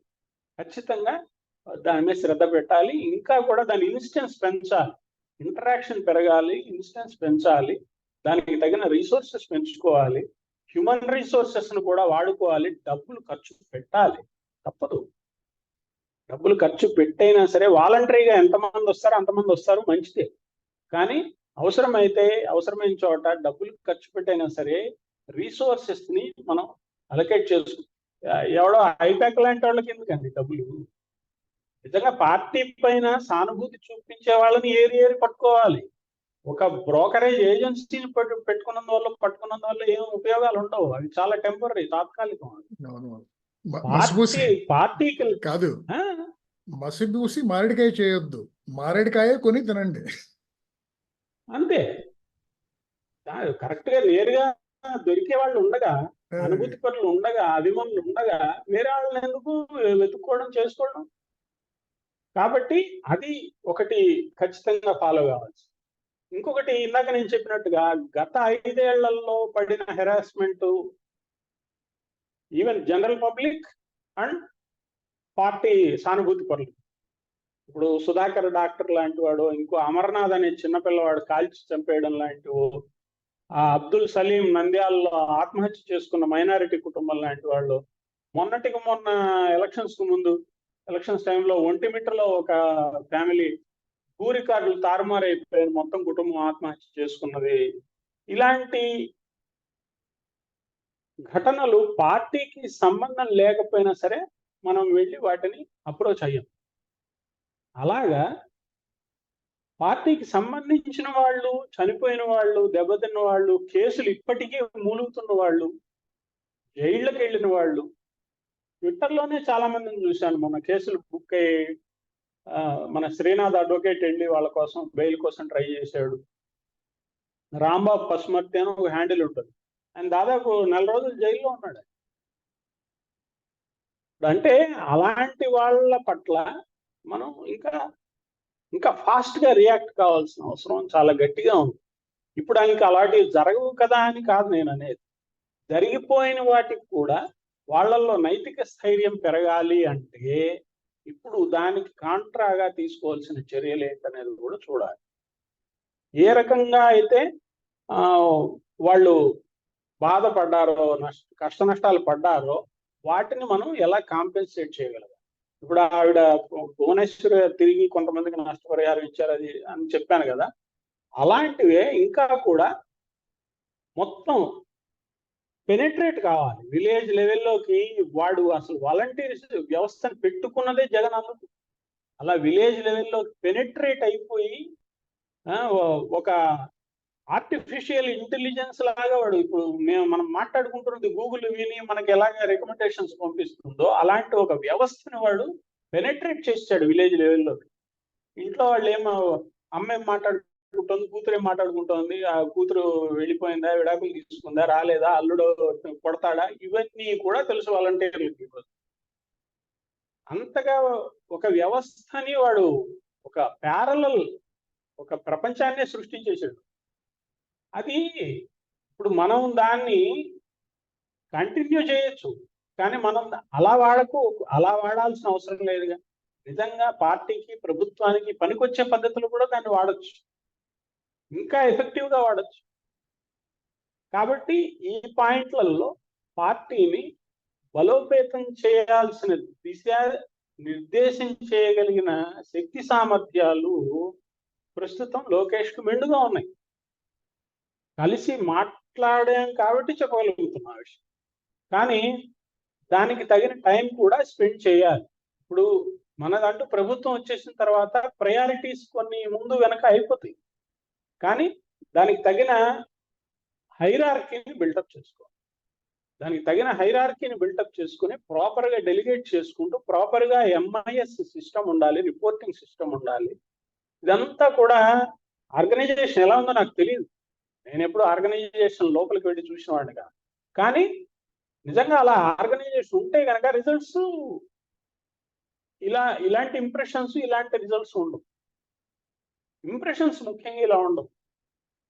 నేరేటివ్స్ సరిగా బిల్డప్ కాకపోవడం, పెనిట్రేట్ కాకపోవడం, వీటి మీద బాగా దృష్టి పెట్టి పార్టీని ఇంకా దుర్భేద్యంగా 42 ఏళ్లుగా ఎలా అయితే దీంట్లోంచి కూడా ఫ్రాక్షన్స్ వెళ్ళి పెద్ద పెద్ద పార్టీలు అయ్యాయే కానీ తెలుగుదేశం పార్టీకి ఏం కాల. తెలుగుదేశం పార్టీ నుంచి ముక్కలుగా విడిపోయినవి కూడా, భూమి నుంచి విడిపోయిన ముక్క కుజగ్రహం ఇంకోట్లాగా తెరాస తయారైంది, అలాగే అలా అయ్యాయే కానీ అసలు పార్టీకి ఏం కాల. ఎప్పుడు పివి నరసింహారావు చేతిలో కూడా ఫ్యాక్షన్ వచ్చింది, భూపతిరాజు, విజయ్ కుమార్ రాజు, ఇలాంటివి ఎన్నో జరిగాయి ఇన్సిడెంట్స్. నాదెళ్ల భాస్కర్ రావు మొదలుకొని ఎన్నో జరిగాయి, కానీ పార్టీకి ఎప్పుడు ఏం కాల. సాక్షాత్తు ఎన్టీఆర్తో సహా, సాక్షాత్తు ఎన్టీఆర్ టైంతో సహా ఎన్ని జరిగినా కూడా పార్టీకి ఏం కాదు. పార్టీ కోర్ లక్షణాలు, దాని వ్యవస్థాగత నిర్మాణం అంత గొప్పది అసలు. కాబట్టి దాన్ని నిలబెట్టుకోవాలంటే ఇంకా ఇంకా మన పద్ధతి మార్చుకోవాలి. కానీ ఒకటి మాత్రం నిజంగానే ఆశ్చర్యం కలిగించేది ఏంటంటే, ఇలా మీరు చెప్పినట్టు Nadendla Bhaskar faction, NTR faction, Lakshmi Parvathi faction, Harikrishna faction, KCR faction, తర్వాత ఇలా ఎన్ని ఫ్యాక్షన్ బయటకు వచ్చినా కూడాను కేడర్ మాత్రం వాళ్ళేవి కన్ఫ్యూజ్ అయ్యి కొంతమంది అటు కొంతమంది ఇటు వెళ్ళటం కాకుండా లీడర్లు వెళ్ళిండొచ్చు ఈ ఫ్యాక్షన్స్తో పాటు. కేడర్ మాత్రం 99% ఈ టీడీపీతోనే ఉన్నారు కదా ఇప్పుడు. సమస్య లేదు. కేసీఆర్ నాన్న మొన్న వెళ్ళాడంటే వాడు వెనకాల ఎంతమంది వెళ్ళాడు? లేదు, మొత్తం అందరు ఇటే ఉన్నారు. రిజల్ట్ లో కూడా తెలిసిపోయింది అది క్లియర్గా. అంటే వెళ్ళే వాళ్ళని బట్టే ఉంటుంది. భూపతిరాజు, విజయ్ కుమార్ రావు ఆ రోజు వెళ్ళాడంటే మళ్ళీ ఈ రోజు బీజేపీ ద్వారా ఆ రిలేటివ్ ఎవరో గెలిచాడు. ఇంతవరకు మళ్ళీ ఆ ఫ్యామిలీని చూసింది లేదు ఎవరు. 1600 ఓట్లు తెచ్చుకున్నాడు ఇంతకుముందు. దేకింది లేదా అంటున్నాను అప్పటి నుంచి. ఇప్పుడు లాస్ట్ టైం ఇదే శ్రీనివాసవరం పోటీ చేసినప్పుడు నరసాపురంలో 1600 ఓట్లు వచ్చాయి. కాబట్టి పార్టీని నమ్ముకుంటేనే గతి ఎవరికైనా. సో మళ్ళీ మీరిచ్చే సలహాలు ఏంటంటే పార్టీకి, ఒకటేమో నేను పాయింట్అవుట్ చేసినట్టు, లేకపోతే మీరు కూడా గమనించినట్టు, ఏవైతే నేరేటివ్ బిల్డింగ్ ముఖ్యంగా మిగతా పక్షాల వాళ్ళు గట్టిగా టీడీపీ పట్ల దుష్ప్రభకండ ఏదైతే చేస్తారో దాన్ని తిప్పికొట్టడానికి కానీ, దాంతోడు వాళ్ళు డైరెక్ట్ గా చేయటమే కాకుండా ఇండైరెక్ట్ గా మంచి మేధావులందరినీ ఎత్తుక్కుని వాళ్ళ ద్వారా చేస్తూ ఉంటారు. అది ఇప్పుడు కూడా కంటిన్యూ అవుతుంది షూర్గా. ఎడితే అదే మేధావులు ఇంకా ఉన్నారు, అలాంటి మేధావులు ఇంకా బాగా తయారవుతారు కూడా. కాబట్టి నేరేటివ్ బిల్డింగ్ అలాగే తిప్పికొట్టి ఫేక్ న్యూస్ని, ఫేక్ నేరేటివ్స్ని తిప్పికొట్టడం అనేది మాత్రం అది ఒక నిరంతర ప్రక్రియ కాబట్టి దాని మీద దృష్టి పెట్టాలి ఒకటి. రెండోదేమో కేడర్ని ఇంకాను, కేడర్ చాలా కష్టాలు పడ్డారు. ముఖ్యంగా అధికారం పోయినప్పుడల్లా ప్రతిసారి ఇంకా కష్టాలు ఎక్కువ అవుతాయి వాళ్ళకి. అధికారం వచ్చిన తర్వాత ప్రత్యేకంగా ప్రతి వాళ్ళకి ఏం జరగలేదని వాళ్ళే అనుకోరు, కానీ కొంచెం కష్టాలు ఉన్న వాళ్ళని చూసుకోవాలి. అదొకటి. ఇంకొకటి కూడా ఇంకా చెప్పారు కదా, నాదో కంప్లైంట్ ఉంది యాక్చువల్గా. టీడీపీ ముఖ్యంగా రీజనల్ పార్టీస్తో కంపేర్ చేసుకుంటే, దేశంలో ఉన్న రీజనల్ పార్టీస్తో టీడీపీ గట్టి సంస్థాగత నిర్మాణం, గట్టి కేడరు, ఏది నిస్వార్థంగా పనిచేసేవాళ్ళు తరాల తరపడి వీళ్ళు కానీ, అలాగే పార్టీకి కూడాను కేవలం ఒకటి రెండు కులాలకు వాళ్ళ మంచి కోసం పనిచేయటం అలా కాకుండా కొన్ని రాష్ట్రాలు మనం చూసాము. అది కాకుండా సాధ్యమైనంత వరకు తెలుగు వాళ్ళందరికీ మనం తెలుగు వాళ్ళంతా తరపున తెలుగు వాళ్ళందరూ ఇది మన పార్టీ అనుకోవాలి అనే ఉద్దేశంతో కొంచెం ఎవరిని ఏ వర్గాన్ని కూడా ఎప్పుడు నోరు బారేసుకోకుండా అందరి పట్ల బాగానే మంచిగా ఉంటే చేస్తూ ఉంటాం. కానీ ఎంతైనా కూడాను మిగతా రీజనల్ పార్టీస్ లాగానే ఇది కూడా ఒక ఫ్యామిలీ పార్టీ ఆర్ డైనాస్టిక్ పార్టీనే కదా. ఓకే, అధినాయకత్వం అనేది మారకపోవచ్చు, అది మారాలని కోరుకోవడం, అక్కడ కూడా మెరిటోక్రసీ ఉండాలని కోరుకోవటం అనేది, అంటే పార్టీలు ఎవరైనా సరే దే కెన్ బికమ్ నెంబర్ 1 అనేది అది ప్రాక్టికల్ గా ప్రాక్టికల్ గా కష్టం. కుదరదు. కానీ అట్లీస్ట్ ఆ నెక్స్ట్ లెవెల్ నుంచి అయినా సరే కొంచెం అంతర్గత ప్రజాస్వామ్యం అనేది టీడీపీలో బాగానే ఉందనుకుంటున్నారు మీరు? ఉంది. మీకు అలాంటిది లేకపోతే మీకు బాలకృష్ణ కదా సీఎం కావాల్సింది. క్యాడర్ అలా ఉన్నా, తర్వాత ఆ మెరిటోక్రసీ కొద్దిగా లేకపోయినా మీకు సీఎం ఎవరు కావాలి? ఎవరు? అంతటి వాడు కూడా నాకు అర్థమైంది. నేను అడుగుతుంది అది కాదు. నేనేంటంటే ఎవరైనా సరే 30 ఏళ్ల వయసులో కావచ్చు, 20 ఏళ్ల వయసులో కావచ్చు, 50 ఏళ్ల వయసులో కావచ్చు, ఈ పార్టీలో జాయిన్ అయితే కనుక నేను కష్టపడి పనిచేస్తే, అలాగే ఎవరిని నొప్పించకుండా అందరికీ మిగతా వాళ్ళు కూడా హెల్ప్ చేస్తే కనుక ఈ పార్టీలో నేను అంచెలంచెలుగా పెరగగలను. ఎందుకంటే పార్టీలో అంతర్గత ప్రజాస్వామ్యం ఉంది. కొన్ని ఎన్నికల రూపేణా కానీ, లేకపోతే నామినేషన్ రూపేణా కానీ నేను ఎదగగలను. నాకు గుర్తింపు వస్తుంది. కనీసం ఎదగడం అంటే ఏదో పార్టీ పదవి, మంత్రి పదవులు వస్తాయని కాదు. నాకు గుర్తింపు వస్తుంది, అంచెలంచెలుగా ఎదగగలననే విశ్వాసం కల్పించే విధంగా పార్టీ నడుస్తుందా? ఇంకా చాలా ఎదగాలి. ఆ విషయంలో ప్రామినెన్స్ పెరగాలి. ఎవరైతే మాట్లాడగలుగుతున్నారో, ఎవరైతే నిజమైన ప్రతిభ కలిగి ఉన్నారో వాళ్ళని ఇంకా పార్టీ యాక్టివిటీస్ లోను, ప్రభుత్వం యాక్టివిటీస్ లోను ఎక్కువగా ఇన్వాల్వ్ చేయాల్సిన అవసరం ఇంకా చాలా ఉంది. వాళ్ళ ఇన్వాల్వ్మెంట్ బాగా తక్కువ ఉంది. వాళ్ళని ఇంకా చాలా బాగా వాడుకోవాలి. ముఖ్యంగా యువత, ఇప్పుడు చదువుకున్న వాళ్ళు యువత యాక్చువల్ చదువుకోకపోయినా కూడాను ఎప్పుడైనా సరే ఏ సమాజంలో అయినా సరే ఒక ఆశయం కోసం గట్టిగా ఆల్మోస్ట్ గుడ్డెత్తి చేలో పడినట్టు పనిచేసే వాళ్ళు యువత యాక్చువల్గా ఎప్పుడైనా సరే. సో వాళ్ళని సరైన మార్గంలో, అలాగే సరైన ఉద్దేశం కోసం ఉపయోగించుకోవడం అనేది ఒకప్పుడు జరిగినట్టు ఎన్టీఆర్ టైంలో అంత భారీ సంఖ్యలో జరగకపోవటం అనేది ఒకటి. రెండోది కొంచెం లీడర్షిప్ లెవెల్స్ చూస్తే కనుక మీరు second and third tier NTR టైంలో ఎవరున్నారో, ఆయన ఎవరైతే తెచ్చారో 20 ఏళ్ళ వయసు కుర్రవాళ్ళని, 30 ఏళ్ళ వయసు కుర్రవాళ్ళని, వాళ్ళే ఇప్పటికీ ఉన్నారు. లేకపోతే వాళ్ళ నెక్స్ట్ జనరేషన్ ఉన్నారు తప్పితే అసలు మిగతా వాళ్ళు ఎవరు ఎదగడానికి పైకెళ్ళటానికి లేకుండా వీళ్ళందరూ ఒక గుర్రపు టెక్కలా తయారైపోయారు నా ఉద్దేశం. లేదు, మొన్న కూడా ఒక పోస్ట్ చూసా కదా నేను. అయ్యా బాబు దొర, ఆ యనమల రామకృష్ణ మన ఎత్తి మీద పెట్టగా బాబు, వేరే వాళ్ళని పెట్టు ఆర్థిక మంత్రిగా, భరించలేము. అంతవరకు తెచ్చుకోకూడదు కదా.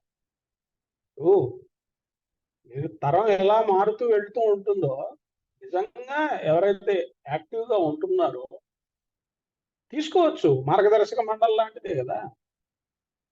ఇలాంటి వాళ్ళని నిజంగా అలా వాడుకోవాలి. వాళ్ళ అనుభవం వాడుకోవాల్సిందే. ప్రతిభా భారతి ఉన్నారు, యనమల రామకృష్ణుడు ఉన్నారు, ఇంకా అలాంటి వాళ్ళు కొంతమంది ఉన్నారు. ఇప్పుడు ఒక చిన్న ఎగ్జాంపుల్ చెప్తా చూడండి. కిమిడి కళా వెంకట్రావు వాళ్ళ తమ్ముడు గారు అబ్బాయేవాడు కిమిడి నాగార్జున. చివరి నిమిషంలో కిమిడి నాగార్జునకు కాదని కిమిడి కళా వెంకట్రావుకే టికెట్ ఇచ్చారు. ఒక రకమైన అభద్రతకి లోనై, అంటే కళా వెంకట్రావు అయితేనే ఇంకా బలంగా సాధించుకొని రాగలుగుతారు అవతల ఉన్న క్యాండిడేట్ని బట్టి. నిజమే, మంచిదే.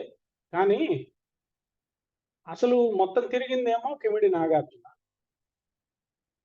చివరికి ఇప్పుడు ఈరోజు ఎమ్మెల్యే అయిందేమో కళా వెంకట్రావు అన్న భావన క్యాడర్లో ఉంటుంది.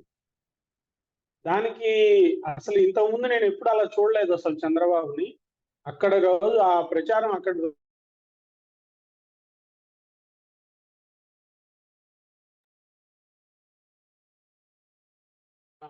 ఇలా ఎందుకని చెప్పాము, ఎందుకని మీరందరూ కూడా దీన్ని కూడా అంగీకరి బాధపడకుండా మమ్మల్ని ముందుకు తీసుకెళ్ళండి. అసలు అలా ఎప్పుడూ అడిగింది లేదు ఆయన. అది మార్పు అన్నమాట. అలాంటి మార్పు కావాలి. అంటే వీళ్ళకి నేను ఇంపార్టెన్స్ ఇస్తున్నాను కొన్ని ఈక్వేషన్స్, కొన్ని పరిస్థితుల వల్ల అన్నది చెప్పుకోగలిగిన స్థితిలో అయినా కనీసం ఆ మార్పు మొన్న కనబడింది. కాకపోతే మీరు చెప్పిన ఎగ్జాంపుల్లో కూడాను అది మళ్ళీ ఒక రాజకీయ కుటుంబంలోనే ఒకళ్ళకి అన్యాయం జరిగిందని అనుకుంటున్నాం మనం. కానీ ఆదిత్య గత ఎపిసోడ్లో చెప్పినట్టు అలా నెల్లిమర్ల నియోజకవర్గంలో జనసేన తరపున పోటీ చేసి గెలిచిన అమ్మాయి ఏ రాజకీయ నేపథ్యం లేకుండా, అలాగే ఏ ఆర్థిక వనరులు లేకుండానా వాళ్ళు తనకి అవకాశం వచ్చింది, తను గెలిచింది కదా. అలా టీడీపీలో కూడా ఆ నేపథ్యం ఉన్న వాళ్ళకి అవకాశాలు వచ్చే అవకాశం ఉందా అసలు? అంగన్వాడీ టీచర్ ఇప్పుడు ఇక్కడ మన పక్క నుంచే ఆ, శిరీష మారేడుమిల్లిలో గెలిచింది అమ్మాయి ఈ టర్మే నిన్నే. శిరీషనా అంగన్వాడీ ఎప్పుడు పేరు? టీచర్ అలాంటిది. కానీ Anyway, ఓకే, that's అది ఎక్సెప్షన్ నేను ఏంటి? దాని మీద నాకు అభిప్రాయం గట్రా కాదులేండి. That's not what I okay, maybe wanted. Go ahead please, go ahead Krishnamohan please. చెబుతాడేమో. ఓకే, కృష్ణమోహన్, నీకు అదే నా ప్రశ్న, నీకు అదే ఏంటంటే, అలా టీడీపీలో ఏ రాజకీయ నేపథ్యం లేకుండా, ఏ ఆర్థిక వనరులు లేకపోయినా కూడాను కేవలం ఈ వ్యక్తి పార్టీ కోసం కష్టపడ్డారు. అలాగే ఈ వ్యక్తికి కొంచెం సమాజంలో, ముఖ్యంగా మన పార్టీ కేడర్లో ఎంతో కొంత గుడ్ విల్ ఉంది కాబట్టి ఇతనికి అవకాశం ఇస్తాం ఒక ఎలక్షన్ లో అనేది. నిమ్మల రామానాయుడు అది అది ఉందంటారా? అది ఆ పరిస్థితి ఉంది. అవకాశం ఏమీ లేకపోలేదు, కానీ ఎంత చాలా గ్రిడ్ పెట్టి రావాలన్నమాట.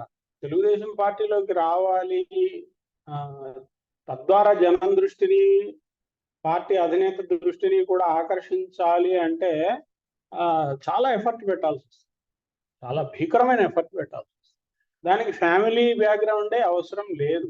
కనిపించేది మనకు అలా కనిపిస్తుంది. గాలిబుద్ధ కృష్ణనాయుడు కొడుకే కనపడడం, బొద్దల గోపాలకృష్ణారెడ్డి కొడుకే కనపడడం, ఇలా ఎన్ని చోట్ల వాళ్ళ వారసులే కనిపించడం అనేది కనిపిస్తుంది. కానీ అలా లేని వాళ్ళు కూడా చాలా మందే ఉన్నారు. వాళ్ళని ఇందాక నేను చెప్పినట్టు ప్రామినెన్స్ ఇవ్వాలి, వాళ్ళకి అవకాశం ఇవ్వాలి.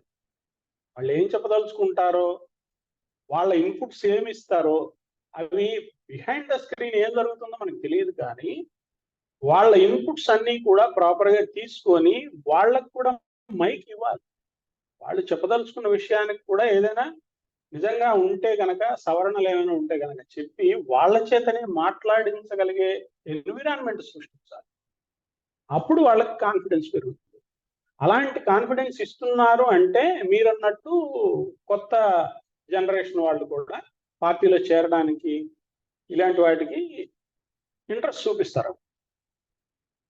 అలా చేరిన వాళ్ళు తక్కువే. అలా చేరిన వాళ్ళు, అలా చేరి సక్సెస్ అయిన వాళ్ళ రేషియో పర్సంటేజ్ మాత్రం బాగా తక్కువే. అందులో ఇది తక్కువ, ఎందుకంటే ఎవరికి నా నమ్మకం లేదు కదా, ఇంతమంది పాతుకుపోయిన నాయకులు వాళ్ళందరూ ఉన్నప్పుడు మనకు అవకాశం దొరుకుతుంది అని చెప్పేసి. అవును. యాక్చువల్లీ దానివల్ల నష్టపోతుంది ఎవరంటే, ముఖ్యంగా ఈ బీసీ వర్గాలు, అణగార వర్గాల నుంచి వద్దాం అనుకున్న వాళ్ళు, వాళ్ళ వర్గం తరపున ఆల్రెడీ ఒక అతను ఉంటాడు అక్కడ. ఒకప్పుడు కనుక లాల్జాన్ పాషా చాలా కాలం ఉన్నట్టు ఒక వర్గానికి ప్రతినిధిగా, ఇంకెవరు వెళ్ళడానికి లేదు ఆ పొజిషన్లోకి, ఆయన రిటైర్ అయిపోతే తప్పితే. ఆ టైప్లో అలా ఉండకూడదు కదా. అంటే దానికి కూడా నా ఉద్దేశంలో కొన్ని పదవులకి 2 terms 3 terms పెట్టాలి యాక్చువల్గా లిమిట్. పెట్టాలి. ఇప్పటికీ మొన్నటికి మొన్న ఇప్పుడు నంద్యాలలో ఎన్ఎండి ఫరూక్ మళ్ళీ వచ్చాడు కదా. ఎన్ఎండి ఫరూక్ ఎన్టీఆర్ దగ్గర కూడా మినిస్టర్ చేసినవాడు. సో ఆదిత్య, నీ అభిప్రాయాలు ఏంటి? అంటే ఈ తెలుగుదేశం అనే పార్టీ ఇలానే ఇంకొక చాలా ఏళ్ల పాటు నిలబడి ప్రజలకు ఉపయోగపడేలాగా పనిచేయాలంటే కనుక పార్టీ పరంగా చేయాల్సిన మార్పులు, లేకపోతే పార్టీ పందా ఏదైనా మార్చుకోవాలా ప్రజల పట్ల? చాలా బాగా. ఓకే, అసలు నేను ఒక హరివిల్లు పాడ్కాస్ట్లో ఇంతసేపు మాట్లాడకుండా కూర్చోవడం చరిత్ర నాది ఇదేనేమో వీక్షణంలోని. సో అందుకే సార్, మీలాంటి పెద్ద పెద్ద పార్టీల వాళ్ళందరికీ ఇలాంటివన్నీ కష్టాలు ఉంటాయి సార్. మా ప్రజాశాంతి పార్టీకి చూడండి, ఏ కష్టాలు లేవు. మాకు ఇలాంటివి కష్టాలు 40 ఏళ్ళు అవి ఏవి లేవు. మా 22 మందిలోనే మాకు 14 ఓట్లే పడ్డాయి మాకు. అదే పోటీ చేయడం, నేరుగా ప్రమాణ స్వీకారం చేయడం డైరెక్ట్ గా. సో నాకు అంటే బాగుంది మీరు నాకు అడగడం కూడా. I'm happy. నా ఫోకస్ ఏరియా, నాకు సరదా ఉన్న branding, vision, mission, purpose, policy, ఇలాంటి సరదా ఉన్న టాపిక్ దాన్నే నాకు ఇచ్చారు. అండ్ నాకు ఇందాక మీరు చెప్పిన వాటిల్లో కొన్నిటిలోని I was a little surprised అనమాట. Because I still felt that TDP is అంటే ఉన్న మిగిలిన పార్టీలన్నిటికన్నా కూడాను if someone really wants to make a career in politics, TDP is the party to be అని చెప్పిన ఇమేజ్ బయట ఉంది అని నా అభిప్రాయం ఉంది ఇప్పటికి కూడా, విచ్ కుడ్ బి ట్రూ. అంటే దాన్ని ఎలా బెటర్ చేయాలి అన్న దాని మీద ఇప్పుడు మోహన్ భయ్య కానీ మీరు కానీ మాట్లాడారు, how what can be done to do better అని. కాకపోతే ఇప్పుడు స్టార్టింగ్లో మాట్లాడుకున్నట్టు ఇఫ్ అర్లియర్ జనరేషన్ వాళ్ళు కాకుండా any whether it is a startup or whether it is a political party or whether anyone who is looking to attract people, ఇవాళ టీడీపీలో ఎవరైనా చేరాలి for the sake of making a career in politics అనడానికి there is very little that is very attractive to people because there is Janasena on the side. We are in coalition with Janasena. We are very happy with the coalition and we hope that this coalition lasts for a very long time, which is for the good of the state.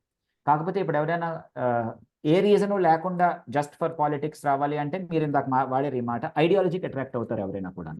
So ideology పరంగా ఒక ఊపు అదంతా ఒక star power Karishma అదంతా అటువైపు ఉంది కాబట్టి what will attract the next generation to make a career or to actually get associated with TDP emotionally అనడానికి అంటే ఆల్రెడీ ఉండే ఉంటుంది. Probably think tank of TDP must already be thinking about it.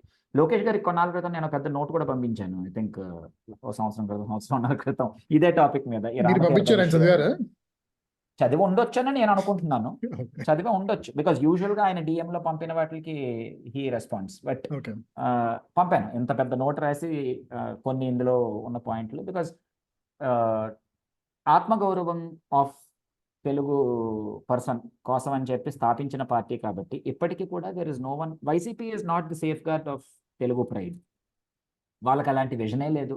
Anyone who joins YCP for that regard క్విక్గా power సంపాదించుకోవాలి అనుకున్నవాడు తప్ప ఎవడో కూడా ఐడియాలజికల్గా వైసీపీలో చేరడానికి రీజన్ ఏం లేదు. కాంగ్రెస్లో ఉన్నప్పుడు అట్లీస్ట్ వైఎస్ఆర్కి రీజన్ ఉంది. Congress has some ideology, they have some reason, పేదవాడి కోసం దేశం కోసం ఏదో ఉంది వాళ్ళకు చరిత్ర. YCP does not have any agenda, zero.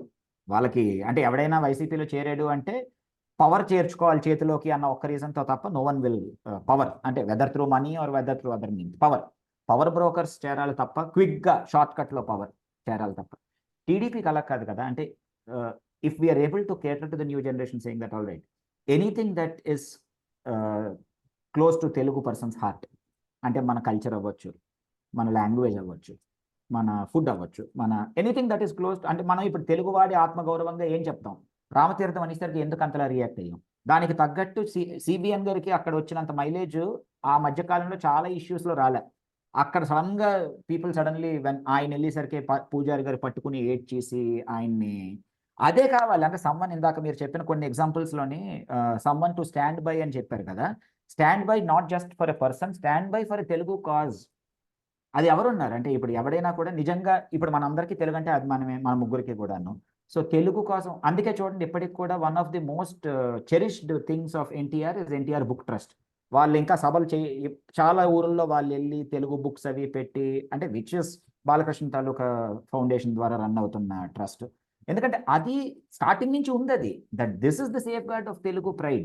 మన టెంపుల్స్ తిరుపతి అనేసరికి ఇవాళ మార్నింగ్ ఫస్ట్ థింగ్ ఆనంద్ గారు చేసిన పని గెలవంగానే తిరుపతిలో ఇవాళ నుంచి ఎవడని పెడితే కాలేరు కొడతానన్నాడు ఆయన. అది ఎంతలా రెసినేట్ అవుతుంది జనాల మధ్యలోని. This is Telugu pride. అది మనకి మన తెలుగు కల్చర్, తెలుగు హెరిటేజ్, తెలుగు వాడు అంటే ఏమిటి అంటే నా who is the safeguard for that? Telugudesam party is the safeguard for that. అందుకు కదా జనాలు జెండా మోస్తారు, లేకపోతే జనాలు జెండా ఎందుకు మోస్తారు sir? If there is nothing that emotionally connects to us. Janasena కోసం ఎందుకు జనాలు తిరుగుతున్నారు? పవన్ కళ్యాణ్ కనెక్ట్ అయ్యాడు వాళ్ళకి, ఆయన తాలూకా ఎమోషన్ నిజాయితీ కనెక్ట్ అయింది. But there is no substance behind it. ప్రస్తుతానికి they are flying right now. Over a period of time ఒక పార్టీ కింద ఫార్మ్ అయ్యి దానికి కిందని స్ట్రక్చర్ వేసుకుని అది మొత్తం అంతా అది తవ్వకాలు జరుపుకుని వాళ్ళు ఒక స్ట్రక్చర్ ఆర్గనైజేషన్ అదంతా రావచ్చు, రాకపోవచ్చు, దట్స్ డిఫరెంట్ స్టోరీ. చాలా Aam Aadmi party could not do it successfully, only గాలిలో ఉండిపోయింది. తెలుగుదేశం ఇందాకటి నుంచి మీరు ఇద్దరు అన్న మాటలోని ఎందుకు క్యాడర్ నిలిచింది in spite of all these challenges అంటే ఇది మనది అన్న ఫీలింగ్ వచ్చింది కాబట్టి కదా. ఇప్పుడు ఏదైనా సరే ఆ branding for the party if we're able to carry it, అది కాంక్రిటైజ్ చేసి, because the time is such that you need ఒక విజన్ పర్పస్. ఎందుకు రాసుకుంటాం మనం ఏదైనా పని చేసినప్పుడు it should focus on those things that okay ఇది మన కోర్ వాల్యూ కాదా, this is what we want to take care of. ఈ 4 పనులు మనవి, ఇవి వీఆర్ ది ఓనర్. ఈ విషయాల్లో ఆంధ్రాలో కానీ వరల్డ్లో తెలుగువాడికి కానీ ఎక్కడైనా సరే ఏదైనా ఇష్యూ వచ్చింది అంటే whether they support the party or not, first telephone call, first message Telugudesam పార్టీకి రావాలి. That is when a cadre నిలుస్తుంది కదా. సో యంగ్స్టర్స్కి బికాస్ దే వాంట్, ఇవాళ మనం ఉన్న పరిస్థితిలో that is what we want. So I'm very certain that someone in the think tank must be thinking about it, అంటే how to brand Telugudesam party to the new generation అని చెప్పి, how to make Telugu Desam party more attractive to the new generation అని చెప్పి. In case చేయకపోతే ఖచ్చితంగా చేస్తారు, because అది చేయకపోతే మెల్లిగా ఈ ఎర్లియర్ జనరేషన్ వాళ్ళందరూ పెద్దవాళ్ళు అయిపోయేసరికి there will become a vacuum here. ఎందుకంటే Janasena is taking a lot of youngsters there currently. Survive lost అవుతుంది లేదా కాంపిటీషన్ ఏం కాదు ఇది, there is enough young people outside. But just for that regard, that is what I wanted to say, Anmad, that okay, if we are able to bring in a new set of audience who connect to the core values of the party, they will take the party forward for the next 20, 30, 40 years. అంటే నువ్వు చెప్పిన వాటిలో అవి they are not the whole of the core values, they are not enough to be whole of core values for any party. అంటే ఒక సంస్కృతి, ఒక identity అనేది కానీ, ప్రైడ్ కానీ, దాన్ని ప్రిజర్వ్ చేయడానికి, దానికి ఒక సేఫ్ గార్డ్ చేయడానికి టీడీపీ ప్రయత్నిస్తూ ఉంటుంది. అంటే నేను ఒక మాటే చెప్పాను, that was just one part of it. ఇప్పుడు అంటే అదొకటి. అది కాకుండా ప్రస్తుత సమాజంలో ఉన్న సమస్యలు ఏంటి, వాటిని ఎలా సాల్వ్ చేస్తుంది, అలాగే సమాజాన్ని ఏ డైరెక్షన్ లో తీసుకెళ్తే మంచిది సమాజానికి అనేది కొంచెం ముందుగానే ఆలోచించి ఆ వైపు ఎలా మళ్ళిస్తుంది, ఇది కూడా చాలా ఇంపార్టెంట్. ఆ విషయంలో కనెక్ట్ టు ఎమోషనల్ ఇష్యూస్ అని నా బిలీఫ్ భయ్యా. They will come in because every party, even Jagan for that matter said I will bring equality in the society. నేను ఎందుకు ఇది చేస్తున్నాను అంటే పేదరికం నిర్మూలించడానికి, పేదవాడి చేతిలోనే నేను అమ్మలకి నా అక్కలకి ఇస్తున్నాను అన్నాడు. ఆర్ పవన్ కళ్యాణ్ తాలూకా ఐడియల్ షే గువేరా అన్నాడు, which means you want to bring some level of socialism into the society అని చెప్పి. అంటే వాళ్ళకి నేను కెరియర్ చేసుకోవడానికి పొలిటీషియన్ రావడం గురించి చెప్పట్లేదు కదా, I'm talking about cadre, someone connecting to the party. Okay నువ్వు క్యాడర్ ఎందుకు రావు? ఓకే, మనం అంటే ఇక్కడ రెండు అంటే ప్రశ్నలు మూవింగ్ ఉన్నాయి. ఇట్ ఫార్వర్డ్ ఓకే యాక్చువల్ నేను అడిగిన ప్రశ్నలో రెండు ఉప ప్రశ్నలు ఉన్నాయి. ఒకటి ఏంటంటే వచ్చే చాలా ఏళ్ల పాటు కూడాను ఒక యువత, ముఖ్యంగా ఏ వయసు ఉన్నారనే పర్లేదు, అయితే యువత కానీ వేరే వయసు వాళ్ళు నిజంగానే సమాజానికి మనం చేయాలి, I should participate in the political process because it's community building. కాబట్టి నేను ఒక పొలిటికల్ పార్టీలో తరపున అది చేయాలనుకున్నప్పుడు ఎవరు ఏ పొలిటికల్ పార్టీ వాళ్ళకి అట్రాక్టివ్ కనపడుతుంది, అందుకోసం how to position your self as a political party, అలాంటి వాళ్ళందరినీ వాళ్ళ శక్తియుతులని నువ్వు నీ కోసం, నీ పార్టీ కోసం, నీ సమాజం కోసం వాడుకోవడం కోసం, అదొకటి నేను చెబుతుంది. రెండోది ఏంటంటే అలాగే మిగతా సమాజం కూడాను మీ పార్టీ వైపు చూస్తున్నప్పుడు ఏది మీలో జాయిన్ అవ్వడం కోసం అని కాదు, ఈ పార్టీ మాకేం చేస్తుంది, ఈ పార్టీకి అధికారం ఇద్దాం వద్దా అనుకున్నప్పుడు what does this party stand for, వీళ్ళ కోర్ ఐడియాలజీ ఏంటి, అంటే ఏ రకంగా మంచి చేస్తామని చెబుతున్నారు, అలాగే ఎవరికి మంచి చేస్తామని చెబుతున్నారు అనేది కూడాను ఒకటి వస్తుంది కదా ప్రశ్న. ఆ ప్రశ్నని మనం తెలుసు కాబట్టి ఆ ప్రశ్న వస్తుందని, ఆ ప్రశ్నకి సమాధానం ఇచ్చే సమాధానం ఇద్దాం అనుకుంటున్నాము అనేది, ఆ సమాధానం ఇచ్చే నిజాయితీగా సమాధానం ఇచ్చే పొజిషన్లోకి మనం వెళ్ళటానికి ఏం చేయాలి అనేది రెండవ ఉప ప్రశ్న. దానికి ఏం చెబుతావు? లేదు, ఇందాక మీరు ఆల్రెడీ కవర్ చేసిన, మీరు స్టార్టింగ్ అక్కడ చేశారు కాబట్టి నేను అసలు యాంగిల్ టచ్ చేయలేదు. అంటే what does TDP stand for అంటే మీరు ఇమీడియట్ గా ఓకే, నా ప్రకారం అది బీసీల పార్టీ, లేకపోతే అది ఎవరికైనా కూడా ప్రతి వాడికి ఇందాక మోహన్ అని చెప్పినట్టు ఈవెన్ అ కామన్ మ్యాన్ కి ఆపర్చునిటీ ఇచ్చే పార్టీ ఇది ఒక్కటే. ఇంకా కొంతవరకు మీరు ఇందాక లాస్ట్ లో నాకు జస్ట్ ఇచ్చే ముందు అడిగిన క్వశ్చన్ లోని, if someone is genuinely without resources and does not have any contacts, YCP లాంటి పార్టీలో వాళ్ళు సర్వైవ్, అసలు జాయిన్ కూడా అవ్వడం ఇంపాసిబుల్, వాళ్ళకి తెలుసు ఆ విషయం, because without money and power అక్కడ సర్వైవ్ అవ్వలేరు అని. జనసేన లాంటి పార్టీలోకి వెళ్తే హూ విల్, అంటే where is the cadre, where is the structure for you to use and grow over a period of time. అంటే ఒక లీడర్షిప్ని గ్రూమ్ చేసుకుని ఇప్పటికీ కూడా ఎవరైనా నిజంగా పొలిటికల్గా, మన వాళ్ళే బోల్డ్ మంది మన ఫ్రెండ్స్ ట్విట్టర్లో ఉన్న వాళ్ళు హూ ఫ్యూచర్లో విల్ బికమ్ పొలిటీషియన్స్, ఆలోచించుకుని ఉన్న వాటిలోకి this is the best party that I want to join అని చెప్పి, ఆ యాంగిల్లోని టీడీపీ ఈజ్ ఆల్రెడీ స్ట్రాంగ్ అని నా అభిప్రాయం. అంటే ఇప్పటికీ కూడా this is the best out of what is available to us అన్న దీంట్లోనే ఇన్ని సంవత్సరాల నుంచి అది సస్టైన్ చేసుకోగలిచింది అని నా పర్సనల్ ఫీలింగ్. అందుకని ఈ రెండో పార్ట్ ఆఫ్ ఇట్ ఒకటే ఐ ఫోకస్. సో మనకి అలాంటి ఉదాహరణ వరుణ్ ఉన్నాడు. అదే అర్థమైంది. సో నీ అభిప్రాయం కానీ మోహన్, ఆదిత్య నీ అభిప్రాయం కానీ, క్లుప్తంగా అంటే సమరైజ్ చేసి చెప్పాలంటే పార్టీ పరంగా what TDP stands for, why someone should stand TDP, and why people should elect TDP to power expecting what good అనేది ఆ విషయంలో పార్టీ పరంగా పెద్దగా ఎక్కువ మార్పులు చేయాల్సిందే లేదు. ప్రస్తుతానికి సరైన దారిలోనే ఉంది. కాకపోతే కొంచెం క్యాడర్ని కొంచెం కష్టంలో ఉన్న జాగ్రత్త చూసుకోండి. ఆల్రెడీ బాగానే చూసుకుంటున్నారు. ఇన్సూరెన్స్ కానీ మెడికల్ ట్రీట్మెంట్లు ఇలాంటి విషయాలు చదువు చేయించడం కానీ ఈ పిల్లలకి వాళ్ళకి అంతాను. అదొకటి. ముఖ్యంగా కొంచెం ఈ పాత తరం నాయకత్వాన్ని నెమ్మదిగా మార్గదర్శక మండలి లాంటి దాంట్లోకి తోసేసి కొంచెం కొత్త తరానికి అవకాశాలు ఇస్తూ ఉంటే గనక ఇంకా జనాలు కూడాను ఉత్సాహం పెరుగుతుంది. పార్టీలోకి వచ్చి part time or full time బేసిస్లో వర్క్ చేయాలంటే ఈ పార్టీకి. అది దెన్ అలాగే continue to TDP should continue to feel that even though now they are 2 Telugu states, ఒక రాష్ట్రంలో మరి తెలుగు దేశాన్ని తెలుగువారి పార్టీగా చూస్తున్నారా లేకపోతే ఆంధ్ర వారి పార్టీగా చూస్తున్నారా, అందరూ చూస్తున్నారా, కొంతమంది ఎలా చూస్తున్నారో మనకు తెలియదు కానీ, నాకైతే తెలియదు కానీ, బట్ తెలుగుదేశం మాత్రం భవిష్యత్తులో కూడాను తెలుగు వారి కోసం పుట్టిన పార్టీ నేను. తెలుగు వారసత్వాన్ని, తెలుగు సంస్కృతిని, తెలుగు వారి భవిష్యత్తుని సేఫ్ గార్డ్ చేయాల్సింది ఆ బృహత్తర బాధ్యత నేను తలకెత్తుకున్నాను కాబట్టి నేను గుళ్ళ దగ్గర పెట్టుకుని ప్రవర్తించాలి. అందరి మంచి కోసం అన్ని వర్గాలకి, ముఖ్యంగా అణగారిన వర్గాల వారి మంచి కోసం ప్రయత్నిస్తూనే ఉండాలి. అలాగే ఇంత సదుద్దేశంతో నేను చేస్తున్నది, అలాగే నేను చేసిన పనులు ఇవన్నీ కూడాను ప్రజలకి విడమర్చి చెప్పడం కూడా చాలా అవసరం అని అర్థం చేసుకోవాలి. అంతే కదా? Very well summed up. చాలా బాగుంది. Excellent sum up. చాలా చాలా పర్ఫెక్ట్ గా చెప్పారు. చాలా పర్ఫెక్ట్ గా. ఓకే. ఈ తెలుగు వారి కోసం అన్నది అదొక శాశ్వత agenda Telugu Desam party. Right. So Mohan, నీకు కృతజ్ఞతలు. కుర్రవాడు ఆదిత్య కూడా ఒక కృతజ్ఞతలు. సో ఆదిత్య ఇదంతాను విని ఇన్స్పైర్ అయ్యి తను కూడా ఫుల్ టైం పాలిటిక్స్ లోకి వెళ్ళాలని ఆశిస్తూ ఊహిస్తూ ఇంతవరకే మా సపోర్ట్ ఇంతవరకే.